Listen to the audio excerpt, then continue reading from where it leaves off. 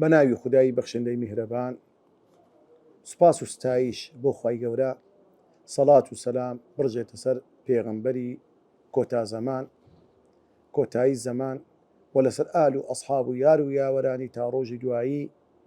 بەڕێزان خۆشەویستان، خۆشحاڵ و شادومانی لە زنجیرەی 11 هەمین بگەینەوە بە خزمەت ئێوەی بەڕێز و خۆشەویست. ئەویش ئەوڕۆ دەگەینە سوورەتی المطففین. سوورەتی مطففین لە دوو بەش پێک دێ، دەیکەینە یعنی بەشی یەکەم لە ئاەتی ژمارە 1 هەتا ئاەتی ژمارە 17 و لە ئاەتی ژمارە 18 هەتا 36 دەیکەینە بەشێکی تری. سەرەتا پێناسەی سوورەتی المطففین. ناوی سوورەتی المطففینە کەلیمەی مطففین واتە ئەوانەی بە کەمێکی زۆر کەم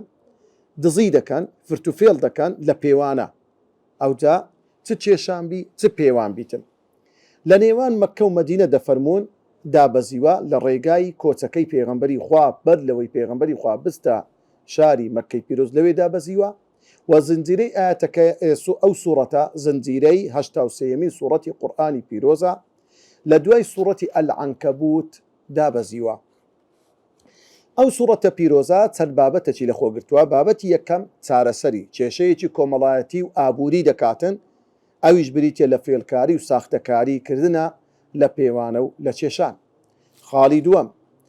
بابەتی دووەم لەو سوورەتە خراپەکاران و گونەهباران پەڕاوی تاوانەکانیان بازەکە.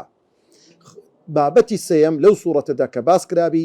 هۆکاری گوناه و تاوانەکانی گونەهباران و ڕەشبوونی دڵەکانیان بازەکە. لەبەرچی ئینسانەکان دەغ بە گوناه دەگرن، دڵیان ڕەش دەبی ڕق دەبی بەهۆی ئەو گوناهانەوە. و سزا و تۆڵەی خودای گەورە بۆ ئەو جۆرە کەسانە چییە؟ بابەتی چوارەم چاکەکاران و پاداشت و بەخششی خوای گەورە بەرامبەر کردار و چاکەکانیان. بابەتی پێنجەم و کۆتایی لەو سوورەتەدا باسکرابی تۆڵەسەندنەوە و سزای خوای گەورە سوبحانەهو وتەعالە بۆ ئەو کەسانەی کەوا گاڵتەجاری و سوکایەتی دەکەن بەچێ بە بڕوارداران. ئەینجا بە پێغەمبەری خوا صلی الله علیه وسلم و هاوڵانی پێغەمبەر و هەتا ڕۆژی قیامەتێ هەر کەسێک سوکایەتی بکە بە موسڵمانێک گاڵتەجاری بکە بە بڕوایەکەی، ئەوانە بەڕاستی خوای گەورە هەم لە دنیا هەم لە ڕۆژی قیامەتی تۆڵەیان لێ دەستنتەوە. بە تەوەری سێم لەو سوورەتەدا پەیوەندی سوورەتی مطففین بە سوورەتی پێشوو کە سوورەتی ئینفیتارە. لە سوورەتی پێشوو سوورەتی ئینفیتار خوای گەورە سوبحانەهو وتەعالە باسی سەرگەردانی و گۆمڕایی مرۆڤی کرد و لەگەڵ ئەو هۆکارانی کە دەبنە هۆی سەرگەردانی ئەو مرۆڤە. لەو سوورەتە پیرۆزەدا کە سوورەتی المطففینە خوای گەورە باسی شوێنەواری گومڕایی ئینسان دەکە. کاتێک ئینسان گومڕابوو، کاتێک کە ئینسان لایدا لە بەرنامەی خوا سەرگەردان بوو، ڕێی لێ بزر بوو، تووشی چەند تەنگ و چەڵەمە و ناخۆشی دەبیتن. هەم لە دنیای ژیانی پڕ ناخۆشی و ناهەمواری و سەخت و ژیانێکی سەخت بەڕێوە دەبێتە مایەی سەختگیری و تەنگ و چەڵەمە و ناخۆشی لە خەڵک. عنی هەم وەکو میکرۆبەکی لێدێ ئەو ئینسانە ساختەکاری دەکا، فرتوفێر دەکا، درۆی دەکا، شتی خراپ دەکا، لۆیە خەڵکی لە دەستی بەڕاستی زەرەرمەند دەبن. لەو خوای گەورە سوبحانەهو وتەعالە و باسی عاقبەتی ئەو کەسانە دەکا کە گاڵتەجاری بە موسڵمانان دەکەن. تەوەری چوارەم سەبارەت بەو سوورەتە پیرۆزە هۆی دابەزیری ئەو سوورەتە. عەبدوڵڵای کوڕی ئیمامی عەباس ڕەزا و ڕەحمەتی خوا لە خۆی و لە باوکی دەفەرموێ کاتێ پێغەمبەری خودا صلی الله علیه وسلم کۆچی کرد بۆ شاری مەدینەی پیرۆز، خەڵکی شاری مەدینە خەڵکێکی زۆر ساختەکار، خەڵکێکی زۆر فێڵباز، فێڵیان دەکرد و ساختەییان دەکرد لە چی؟ لە پێوانە و لە کێشان. خەڵک زۆر لە دەستیان بەدادەداد بوون، زۆر عەزیەتیان دەخوارد. بۆیە خوای گەورە سوبحانەهو وتەعالە ئەو سوورەتە پیرۆزەی دابەزان. ئەوەش ئیمامی نەسائی و ئیبن ماجە جێڕاویەتانەوە و هەروەها شێخ ئەڕنەئەوت بە حەدیثێکی حەسەنی هەژمار کردووە. سەدی دەفەرموێ پیاوێک بە ناوی ئەبوو جوهەینا هەبوو، دوو تەرازووی هەبوو،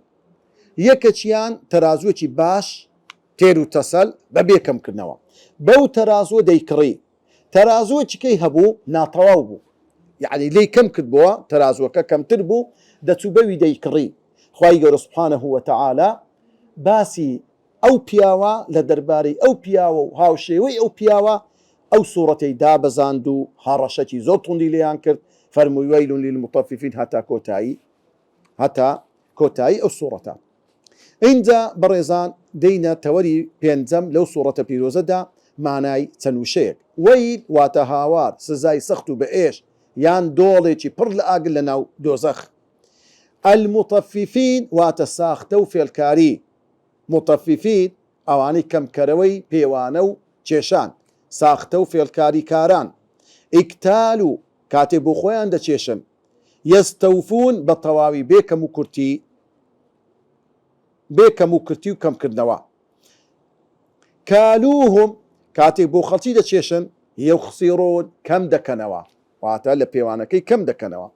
الفجار جنهبار تاوانبار سجين تنجي يعني تاريخي مرقوم نسراو معتد سنور بزين أثيم جنهبار أساطير الأولين أفساني بيشينان رانا بالا يعني رجبوة يكسبون بدستيان هناوا لمحجوبون ببجدبن بردي الرش برد بوش دكرين لصالوا دخرين ناوي توري ششم معناه ليقدانه وتفسير كدني آية كان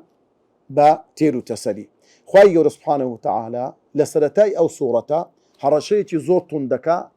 لو كساني كوا ساختكاريو في البازي دكا خواهي يورد فرمي ويل للمطففين ويل واتا عذابيتي زور سخت عذابيتي زور قرص عذابيتي زور بإيشوجان يان وكو هندك لمفسر كان قرآن دفن ويل لهر شوينك قرآن هاتبي دفرم دوليكا شوينك الناو جهنم وكو دوليكي قورتكي برتنجي زوزو زحمت ساخترين عذابي جهنم لو شوينيا ساخترين عذابي جهنم لو شوينيا خواي يورد فرمي او عذاب سختا او شوينة ناخوشا او عذاب بر لأيشو جانا بوچي للمطففين آمد كراوا بو او كساني كوا مطففين واتا فرتو فيرو ساختكاري دكان لبيوانه ولتشيشان كلمة مطفف لزمان عربي لطفي هاتوا طف يطف طفيف كلمة طفيف معناتها يعني بريتي كم طفيف واتا بريتي زور كم لبروي فير لبيوانه ترازو دكا يان لتشيشان دكا شتي كمي لكم دكاتو مثلا لون ونكابره الربتشي هيا لو الربي احتمالي هي ربع كيلو يجي كم كاتوا خلق هستي بيناكا لبر كم يكي خلق هستي بيناكاتن بلام او كابرا اقل لو فرضنا صدر ربع قرمي بشيشي لو كابري ببيوي دزاين دكاتن دكا 25 كيلو 25 كيلو دزيا كابرا زيرنجرا معلومي جنابتنا بيواني زير بحبه حبه يعني مسقال حتى لمسقاليش كم تر حبه بحبه بيون يعني اشتكي زور كما سبحان الله او كابرا يزيرنجر اقل بكمترين لحبش بتزي احتمالي هي مثلا انت مشاركي مسقال الزيرق استا بنزيكي صارصت هزاري مثلا ويا اقل لو مسقال الزيرة بيكيا صدبش ونيا دكاتار هزار ديدار يعني يكبش لو تصارصتي دكاتار هزار ناري دزيا لهر مسقالتي اقل سطا يك كم كاتوا اديك سطا دوبي اهم زانتا مشاكا لو اخوي المطففين اواني زور بوردكاري زور بساختكاري زور بفيل بازي دزيا كيدكن يك كما خلق هسبيناكا مثلا زور زار كابرا دتي مريشكا تشي دكري مريشكا كيكو دزي كابرا دي مقطاتيزه تشكوكي اوندا بقدري 50 غرام بقدري 100 غرام ببني ترازو كي ودنيت او فيري لدكا كم دكاتوا او فرتو فيرك خلق هسبيناك بلام خواء قدار سبحانه وتعالى ليه براستي قومك كقوم شعيب بيغمبر بو صلاة وسلام خواي لسربي خواي قونا الناردي لو قومكي خوي لبرأوي اوان فرتو فيريان لترازو دكت شعيب بيغمبر نصيحتي كردن بلام كاتب بجي شعيب بيغمبر يان نكرد خواي قونا تفلو ناي كردن ليه بيغمبري خواج دفن مي بينز قناهنا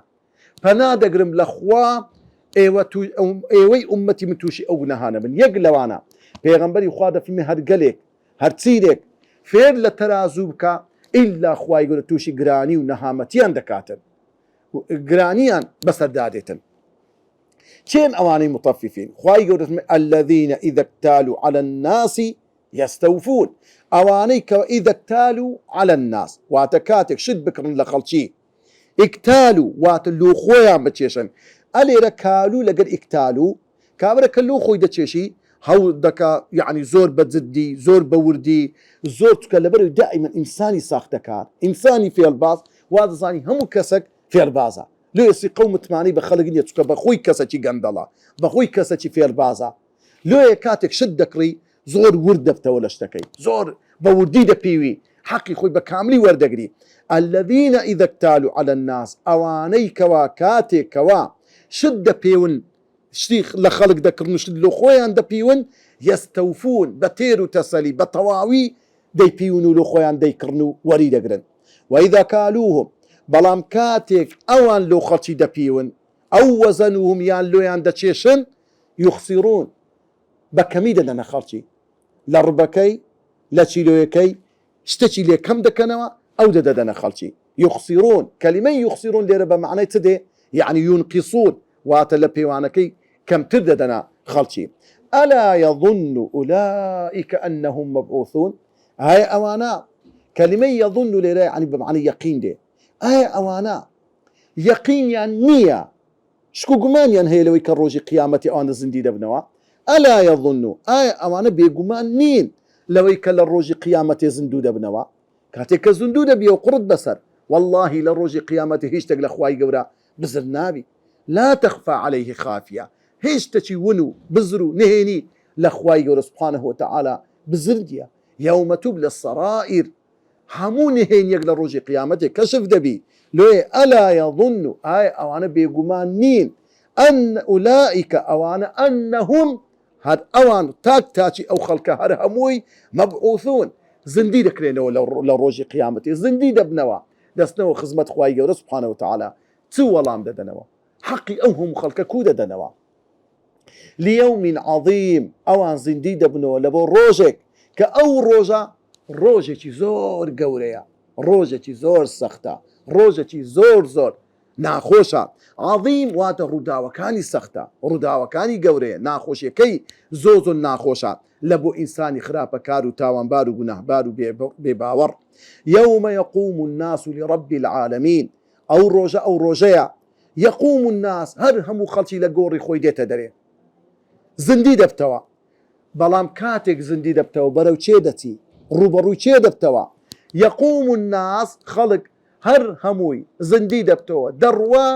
بەرەو ڕووی خوای گەورە سبحانه وتعالى لرب العالمین، هەمووی دەبی ئامادە لە ئامادە باشی دابی، هەمووی دەبی ڕوو بەڕووی خوای گەورە بیتەوە، ڕابوەستێنرێن بەرامبەر بە مەحکەمەی ئیلاهی رب العالمین. اینجا خوای گەورە دەفەرمێ کەلا، نەخێر، بەڕاستی ئەوانە بە هەڵەداچوون، بەڕاستی ئەوانەی ئەو کارە خراپە دەکەن، ئەو کارە قێزەونە دەکەن، ئەو ساختەکاریەی دەکەن، ئەوانە بە هەڵەداچوون، لە هەڵەدان. دەبێ بزان و ئاگدار بنەوە ئینە کتاب الفجاری لەفی سجین، بەڕاستی نامەی کردەوەی ئینسانە خراپەکان، الفجار، ئەوانەی خراپەکاریان کردیا، ئەوانەی فێڵبازی دەکەن، ئەوانەی ساختەکاری دەکەن و هەر خراپێشتر دەکەن، ئەوانە کتابەکەیان نامەکەیان لەفی سجین، لە شوێنێکدایە، ئەو شوێنە تەنگە، تاریکە، زۆر زەحمەتیە. ئەو لێرەدا یان نامە و کتابەکانیان لە شوێنێکی زۆر بەرتەنگ و تاریکەکە، وەکو جەهەنەم بۆنی کتابەکەیان ناخۆشە، واروە کتابەکەیان زۆر ناشرینە لەبەری خراپی زۆر تێدایە، یان بە سەبەبی ئەو کتابەی کەوا لەسەریان نووسرایە دەخرێنە ناو شوێنێکی زۆر تەنگ و تاریک کە جەهەنەمە خوا پەنامان بدا. وما أدراك ما سجين، ئایا ئەی محەممەد المستەفا تۆ نازانی ئەو سجینە، ئەو شوێنە بەرتەنگە، ئەو شوێنە تاریکە، ئەو شوێنە ناخۆشە چییە؟ توش نازانی چییە؟ ئەو شوێنە ناخۆشە و کە کتابەکەی وانی تێدایە بریتێلەوەی کتاب و مەرقوب، دەفتەرێکی نووسراوی مۆرکراوە. کتابون واتە سەحیفەی ئەعمالەکانی وان، مەرقوب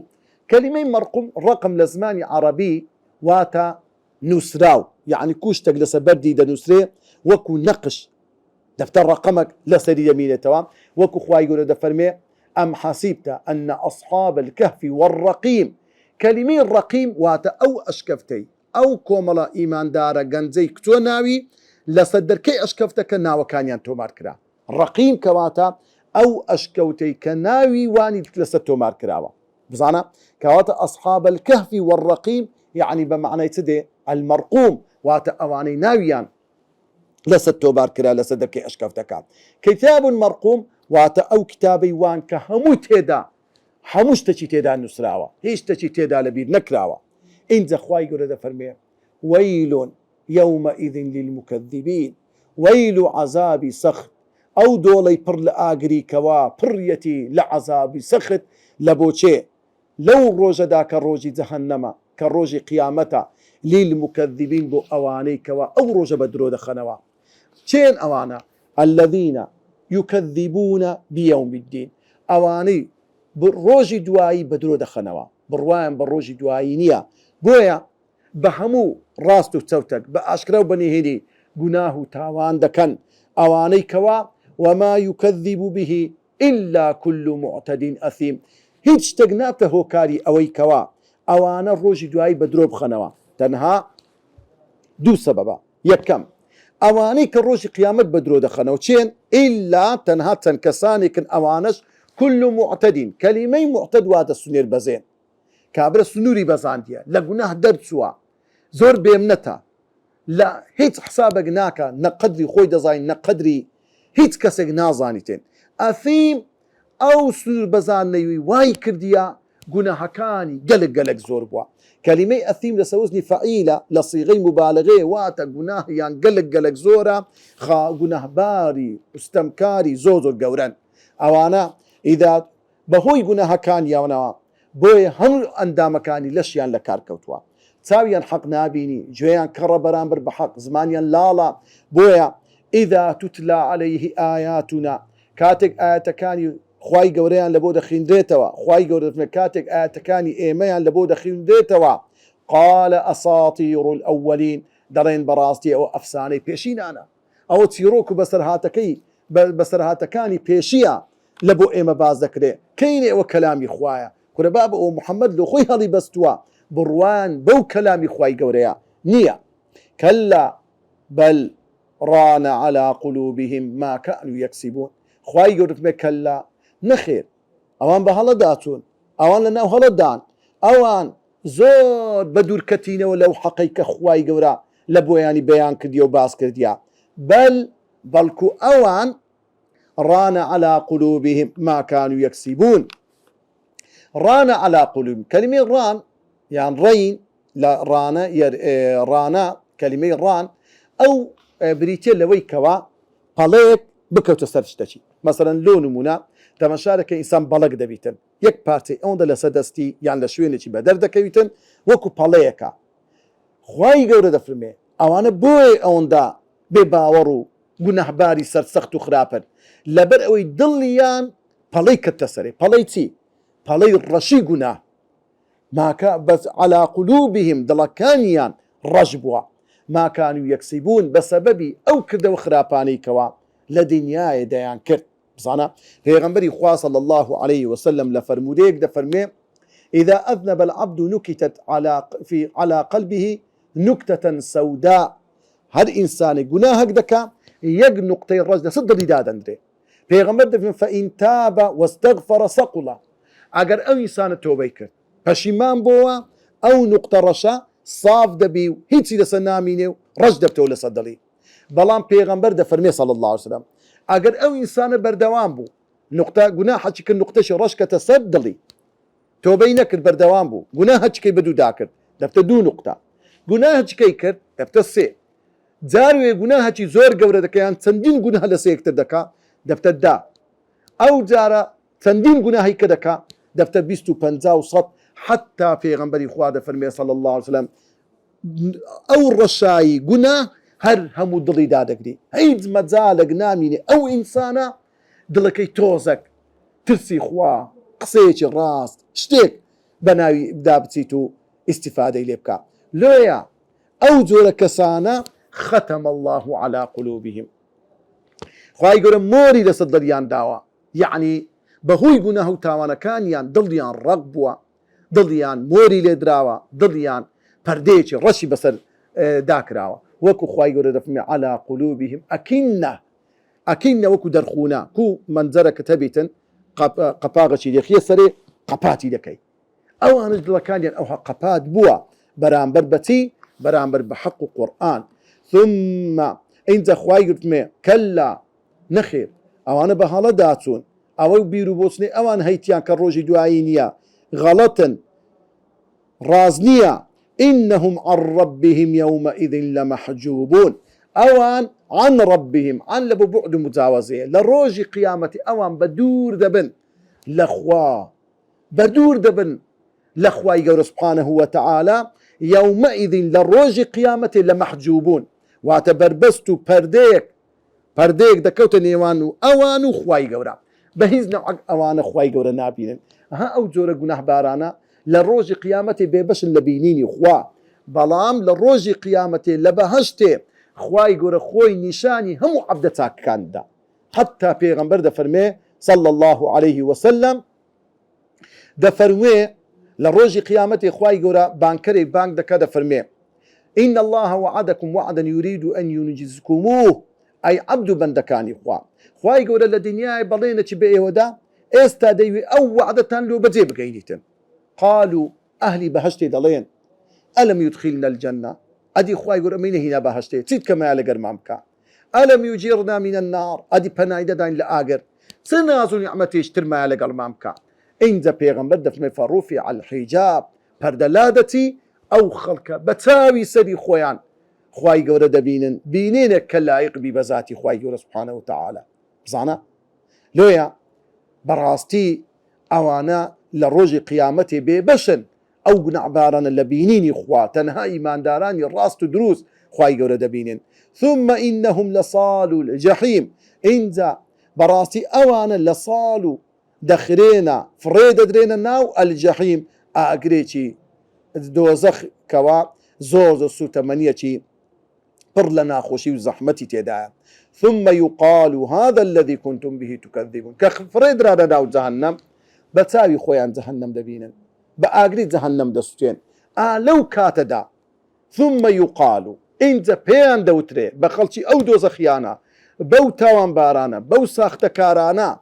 يقال پێیان دەوترێ هذا الذي كنتم به تكذبون، ئەو جەهەنەمەی بە چاوی خۆت دەیتێتت، لە ناوی دەتڵێەوە دەسووتەی، هیچ مەجالی ڕزگاربوون نییە، ئەو جەهەنەمەیە کە ئێوە لە دنیاێ بە درۆتان دەخستەوە. دەی بزانم ئێستا چ شتێک دادتان دەدا، چێ فریاتان دەکەوێ؟ سەرۆکەکانتان، کاربەدەستەکانتان، پارە و پولتان، منداڵتان، داک و بابتان، تشتێک بە هاوارت دێ، هەی قورد بەسەر، هەی خاکت بەسەر، هەی ماڵ وێران. ئێستا دەینە تەوەری هەفتەم، سوود و پەندە هەڵێنجراوەکانی ئەو چەند ئاەتە پیرۆزان. یەکەم فێر و ساختەکاری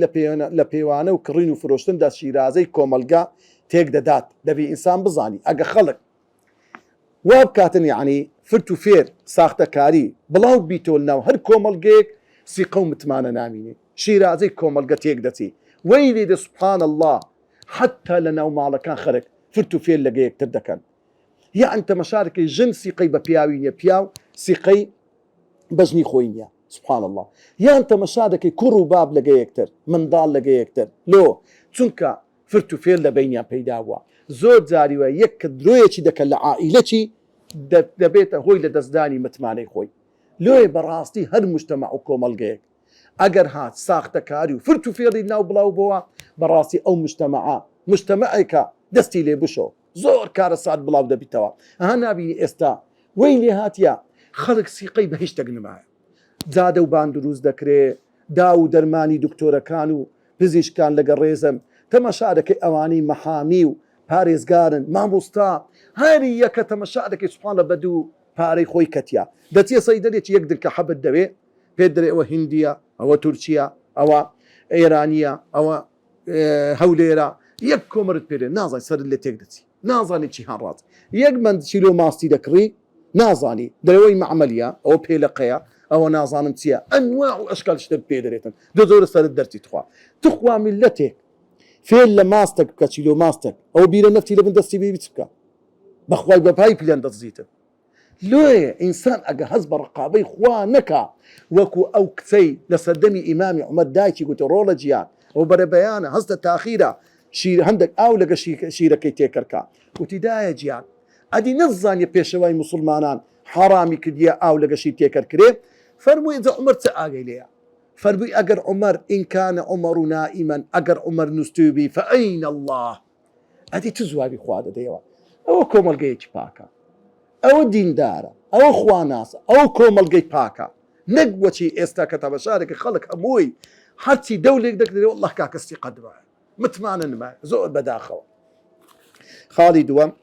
خدای گەورە بە گەورەی خۆی پێناسەی ساختەکاری و فێڵکاری کردووە یعنی مەجای نێژتەوە چێن تعریف دەکات مطففین چێن الذين إذا اكتالوا على الناس يستوفون وإذا كالوهم أو وزنهم يخسرون خدای گەورە خۆی تعریفی کردووە خاڵی سێم خدای گەورە ڕوونی دەکاتەوە کە هۆکاری سەرەکی فێڵکاری پەیوەست دەکات بە بڕوانەبوون و لاوازی بڕوا بەخوای گەورە یان ئەوتە کافر و بێباوەڕەکان ساختەکاری دەکات یا ئەوەتە مسلمان و ئیمانداری بڕوا لاواز فرت و فێر و ساختەکاری دەکاتن ئەگەر کەسێک ئیمانی کامل بی نابی فرت و فێرکە لۆیە پێغەمبەری خوا دەفرێن من غەشە فەلەیسە مینا ئەوەی غەش و خیانەت بکە لە ئێمە نییە چارەم ئەو کردارە چونکە کارێکی زیان بەخش و قێزەونە بۆیە نووسراوی خاوەنی کردەوەکان لە تەنگ و تاریشیدایە هەروەکو ئەو ئینسانە کە فرت و فێڵ دەکا دڵی تاریکە لە ڕۆژی قیامەتی کتابەکەشی تەنگ و تاریک دەبی پێنجەم ئەوانەی ساختەکاری دەکەن لەگەڵ ئەو کرداریان سنوور بەزێن و خراپەکار و هەروەها گوناه و تاوانیان زۆر زۆرە خاڵی شەشەم هۆکاری هەموو گوناه و تاوانێک و ساختەکاریەک دووربوونە لە بەرنامە و دەستوری خوای گەورە سوبحانه و تەعالە کە قورئانە خاڵی هەفتەم ئەوانەی خراپە و فێڵکاری لەگەڵ بەندەکانی خوای گەورە دەکەن دوژمون و ناحەزی خدای گەورەم بۆیە بێبەشن لە بینینی ذاتی خوا هەم بزانە کەسێک ساختەکاری بکە کەسێک بێ باوەڕ بی کەسێک دوژمنی خەڵقی خوابی خوای گەورەش حەز ناکە لە ڕۆژی قیامەتێ چاوی بەو جۆرە کەسانە بکەی و ئەو کەسانە حەز ناکە خوای گەورە ئەو ذاتی خوای گەورە ببینن بۆیە پەردەدا دەندرێ لە بینی ذاتی خوا لەگەر ئەو کەسە خراپانە هەشتم ڕوونکردنەوەی چەند بابەتێک یەکەم مانای دەربارەی فێڵ و ساختەکاری مانای متەفیفین وەکو گوتمان وشەی تەفیف واتە لە شتێکی زۆر کەم هاتووە کە خەڵک لەبەر کەمی زۆری گوێ پێ ناداتن بەڵام ئەو کەمە لۆکابرەی کە فرت و ساختەکاریەکە دەکات گوناهێکی گەورەیە تاوانەکەی چییە ئەو کەسی فرت و فێڵ دەکات چونکە مافی خەڵکە خوای گەورە سوبحانه و تەعالە هاڕەشەی کردێ بەوەی واتە کەسێک فرت و فێڵ لە خەڵکی بکە لە ڕۆژی قیامەتی خوای گەورە سزای دەدە بە ئاگری جەهەنەم خوا پەنامەمدا خاڵیشتر خوای گەورە هەر خۆشی سبحانه و تعالى پێناسی ئەو کردارە دەکات دەفەرمێ پێناسەی کردووە لەوەی هەر کەسێک هەر نەستی بۆ خۆی پێناسەی ساختەکاری و فلتوفێر بکە باشە ئایا هەر لە کڕی و فرۆشتن لە معاملان ساختەکاری و فێڵکاری هەیە نەخێر بەڵکو فرت و فێر و لە هەموو شتێکدا هەیە بزانم مامۆستایەک فەرمانبەرێک مامۆستا لە قوتابخانەیە کاتێک لە ناو قوتابخانەیە لە دەوامی ڕسمی خۆیتی کە مەعاشی مانگانەی خۆی وەردەگری بەنەوعەک دەرس دەگرێتەوە بەڵام کاتێک قوتابیەک پارەی چاچی دەداتێ دەوڵەمەندە بە خصوصی دەیباتە ماڵێ دەستی پێ بدەچی خصوصی زۆر چاچی پێدەڕێ ئەوە نەوعەکە لە ساختەکاری ئەوە نەوعەکە لە متەفیفین و ئەو متەفیفینی کە خوا هەڕەشەی دەکات یان تەمەشا دەکەی کابرایەک مەحامیە حەقی لە بندەستا قانونی لە بەدەسە لە قانونەکەی خۆی خوار دەکاتەوە حەقەکەی لا دەدا حەقەچی دەکاتە باتڵ و باتڵەچی دەکاتە حەق لە بۆ چەند پارەیەکی کەمی دنیا ئەو جۆرە کەسەش لە ڕۆژی قیامەتێ بەبەر ئەو سزای خوا دەکەویتن لۆ چکە فرت و فێری کردیە ساختەکاری کردیە لەو قانونەی کە هەیە لە شەرع و دینی خوای لادا کەسێکی بە ئیعدامکردن دەدا کەسێک مەحروم دەکە لە بەشێک لە حەقەک و هەروەها ئەو کەسێک حەز دەکات خەڵک سەردانی بکات مەسەلەن خەڵک بە باشە ناوی بینی بەڵام ئەو بەس بەخراپە باسی خەڵکی دەکات هەر عەز دەکە و کوچێ خوا دامنیش و خەڵک بڵێ سەلام و عەلەیکوم کاکە بێتە دیوەخە ئیلۆ تو سەردانی خەڵکی ناک کاکە وانە ئەو جۆرە کەسانش بەڕاستی حەز دەکەن خەڵک بە گەورەیان دابنێ بەڵام ئەو حساب لەو خەڵکی ناکاتن و ئەو کەسەی هەموو کردار و گفتارە باشەکانی خۆی دەبینێت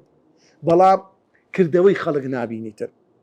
باشەی خەڵک نابینیتر ئەوەش ئەو جۆرەیە کە بەڕاستی جۆرێکە لە متەفیفین جۆرێکە لەوانەی کەوا وەکو فێلکاری و ساختەکاری چاوبەستەی خەڵک دەکەن دەپاڕینەوە لە خوای گەورە سوبحانەه وتەعالا یا ڕەبی خۆیان شارەزای دینی خۆتمان بکەی بمان پارێزی لە هەر گوناه و تاوانێک کەوا